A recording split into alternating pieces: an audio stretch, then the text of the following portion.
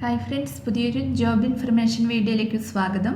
അപ്പോൾ ഇന്നത്തെ ഒരു വീഡിയോയിൽ നമ്മൾ നോക്കാൻ പോകുന്നത് Indian Institute of management Kozhikode വന്നിട്ടുള്ള ഒഴിവുകളെ കുറിച്ചിട്ടാണ്. വിവിധ തസ്തികകളിലായിട്ട് ഒഴിവുകൾ വന്നിട്ടുണ്ട്. കരാർ നിയമനമാണ്, ഇൻ്റർവ്യൂ വഴിയാണ് നിയമനം നടത്തുന്നത്.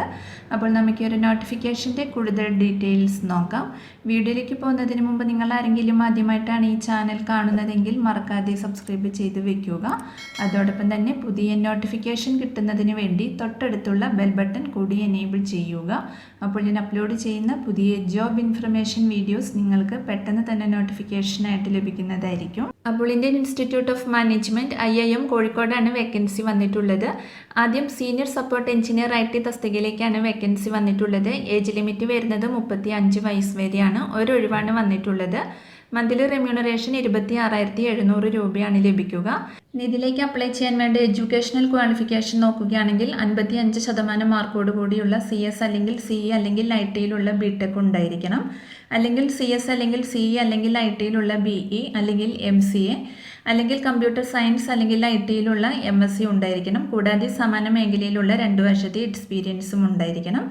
അല്ലെങ്കിൽ 55% മാർക്കോട് കൂടിയുള്ള BCA അല്ലെങ്കിൽ കമ്പ്യൂട്ടർ സയൻസ് അല്ലെങ്കിൽ ITയിലുള്ള BScയും അതോടൊപ്പം തന്നെ സമാന മേഖലയിലുള്ള 5 വർഷത്തെ എക്സ്പീരിയൻസും ആവശ്യമാണ്. അല്ലെങ്കിൽ 55% മാർക്കോട് കൂടിയുള്ള 3 വർഷത്തെ full time diploma in computer science അല്ലെങ്കിൽ കമ്പ്യൂട്ടർ എഞ്ചിനീയറിംഗ് അല്ലെങ്കിൽ IT അല്ലെങ്കിൽ കമ്പ്യൂട്ടർ ഹാർഡ്വെയർ മെയിൻ്റനൻസ് ഉള്ളവർക്കും ഇതിലേക്ക് അപേക്ഷിക്കാവുന്നതാണ്. അതോടൊപ്പം തന്നെ സമാന മേഖലയിലുള്ള 5 വർഷത്തെ എക്സ്പീരിയൻസും ഉണ്ടായിരിക്കണം. ഇൻ്റർവ്യൂ വഴിയാണ് നിയമനം ഉണ്ടായിരിക്കുക. ഇൻ്റർവ്യൂവിൻ്റെ ഡേറ്റ് അവർ പിന്നീട് അറിയിക്കുന്നതായിരിക്കും. അടുത്തത് സോഫ്റ്റ്വെയർ ഡെവലപ്പർ തസ്തികയിലേക്കാണ് വേക്കൻസി വന്നിട്ടുള്ളത്. ഏജ് ലിമിറ്റ് വരുന്നത് 35 വയസ്സ് വരെയാണ്. ഒരൊഴിവാണ് വന്നിട്ടുള്ളത്. മന്ത്ലി റെമ്യൂണറേഷൻ 35,300 രൂപ വരെയാണ് ലഭിക്കുക.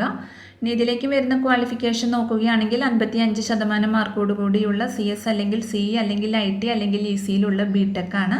അല്ലെങ്കിൽ CS അല്ലെങ്കിൽ CE അല്ലെങ്കിൽ IT അല്ലെങ്കിൽ ECയിലുള്ള BE ഉണ്ടായിരിക്കണം. അല്ലെങ്കിൽ MCA അല്ലെങ്കിൽ കമ്പ്യൂട്ടർ സയൻസ് അല്ലെങ്കിൽ IT അല്ലെങ്കിൽ ഇലക്ട്രോണിക്സിലുള്ള MSc ആണ്.